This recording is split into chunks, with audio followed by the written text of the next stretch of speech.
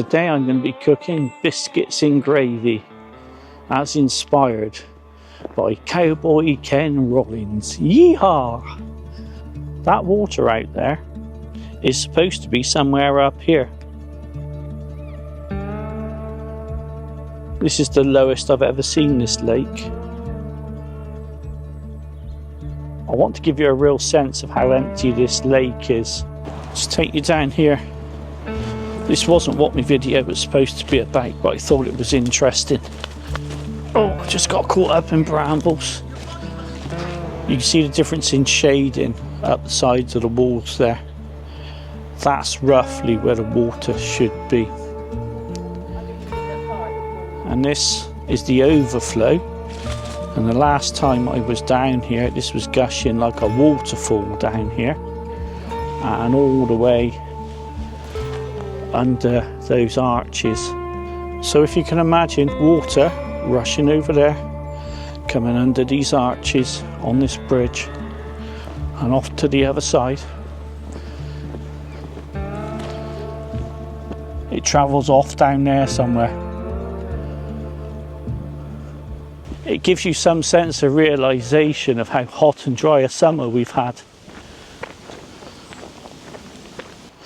I've got my own minced beef and gravy left over from a meal I had the other evening, and I thought I'd make my own biscuits to go with it, and I'd try and brown them on top using a gas stove and an alcohol stove. I know it doesn't make any sense. I know I could make the biscuits and then turn them over halfway through and then brown them off on the other side. Oh, this is cool.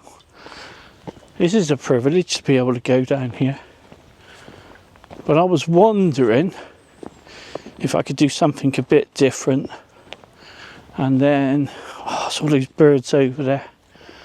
The swans and ducks. Ducks are funny. I was wondering if I could brown the top of me cooking off with a trangier on top and cook it at the same time underneath with a gas stove. And what I'm going to try and cook it in is one of these firebox box pots. I do like these. Of course, there's no guarantee this is going to work. I could just be wasting my time, and then it would show you that I did this so you don't have to.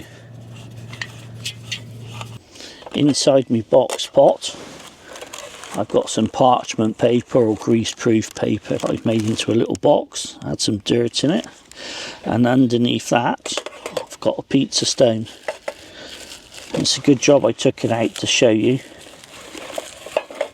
So I've still got some bubble wrap on it to protect it. That'd be embarrassing, wouldn't it, if I just put the whole thing on there, didn't even look in the bottom.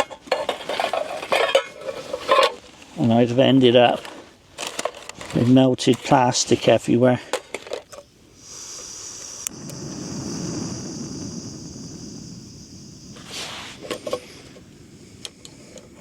So where does Cowboy Ken Rollins come into this? I'm going to have to stop doing that. I think you Americans watching this will probably get a bit fed up with me going yeehaw. That's just a ridiculous thing. I sound more like a donkey. Where was I?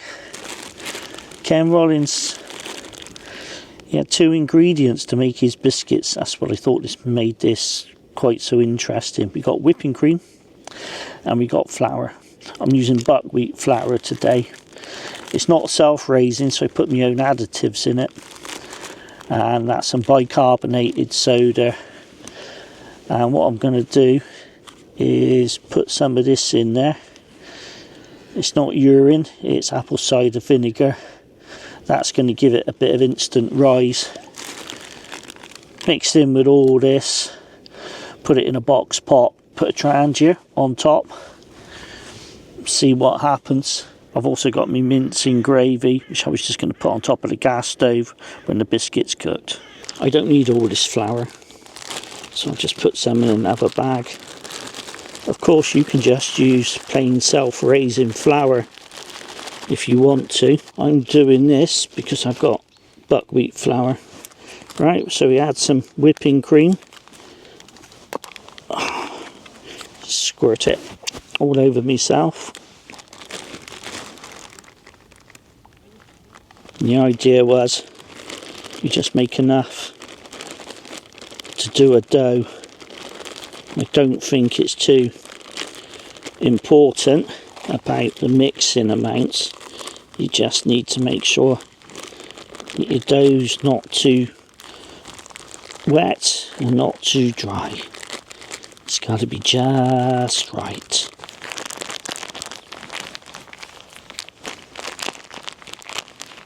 As soon as I saw the recipe with just flour and whipped cream in it, I thought that looks healthy. I'm going to put me vinegar in there. This is apple cider vinegar, and I'm hoping that's going to react with the bicarbonate of soda in there. I've got cream of tartar as well, and then that's going to put some bubbles in it. Put some air in there, make it a bit lighter.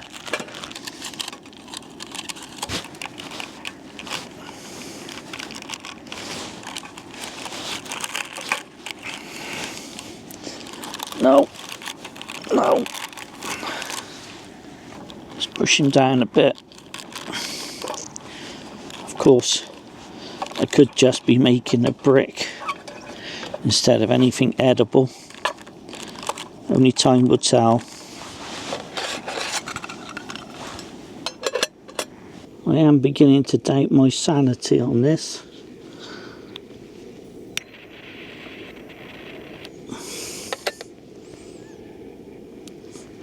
Going to wait for him to bloom and then put the cap on very low. Hopefully the heat from that will go down.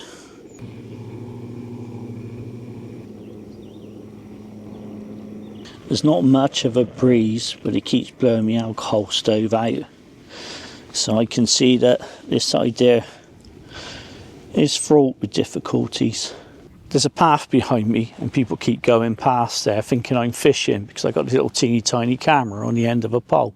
When in reality I'm having a bit of a cook up with an idea from Cowboy Rollins. I can't believe I'm actually walking in a lake. It's getting a bit muddy here, so I won't go any further. But you can see how far away I am. It's incredible. Wonder how my cooking's getting on. It's ever so funny, there's a pathway behind you and people are walking along that and they're wondering why I keep fiddling with this poley thing as they go past. I think it's hilarious. If you're enjoying this and you enjoy the views, me going places, doing a bit of experimental cooking, then feel free to hit that like button and maybe even subscribe. I got distracted again. I can smell burning. Oh, I hope it's not too bad. Oh, turn it off.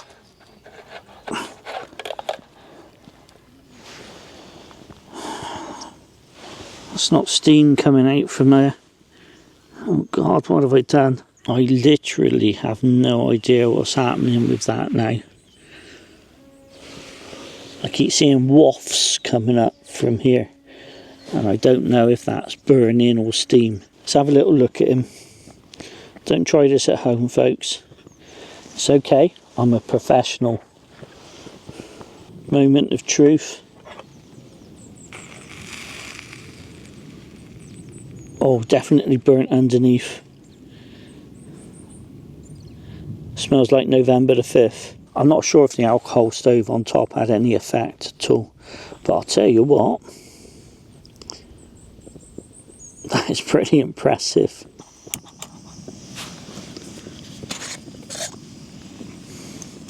Gravy time. This little titanium pot is just enough for one person. And it works well with this grab handle I've got. Firebox stoves.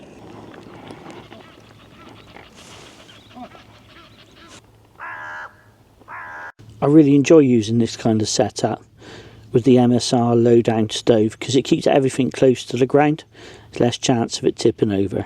I genuinely have no idea how this is going to turn out.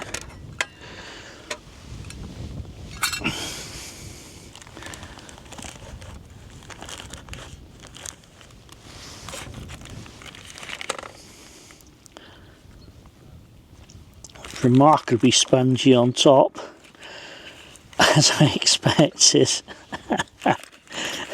He's burnt underneath. I'm not quite sure what happened to my parchment paper or greaseproof paper. I might have to cut that off. But apart from that, he looks beautiful.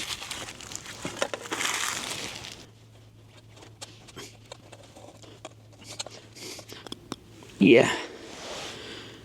The texture inside though, he's good. I expected him to be crumbly. Buckwheat flour doesn't have any elasticity in it. I'm not going to move him around too much. Let's go for gravy.